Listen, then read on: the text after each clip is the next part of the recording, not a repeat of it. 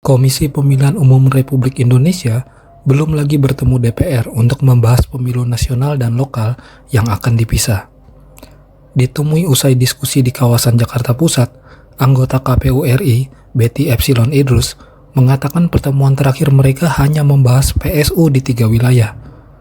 Sementara itu, KPU saat ini tengah menyusun brief policy pemilu terpisah, termasuk soal definisi dan data pemilih yang dinilai masih membingungkan.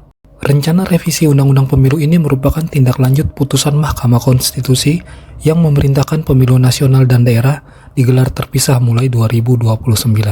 Kan kita baru RDP soal persiapan pilkada ulang sama PSU di 3 wilayah.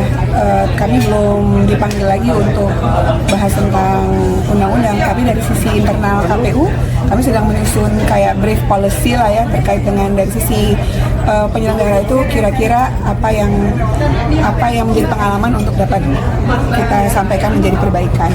Apa aja Mbak hal-hal baru yang kiranya disarankan KPU ini untuk dibahas di DPR nanti? Ya misalnya dari sisi saya pribadi ya, kan belum kita rapat pleno kan ya Mas.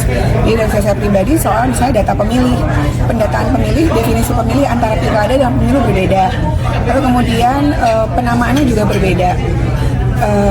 Jadi menurut saya itu akan membingungkan masyarakat. Dari satu sisi kita baru pemilu sistemnya DPT, DPTB, dan DPK, tapi di sini pemilih pindahan dan pemilih tambahan. Jadi dua hal yang berbeda. Dari sisi pendataan pemilih, lalu yang kedua dari sisi penggunaan sistem formasi yang kita gunakan ini dipakemkan begitu ya.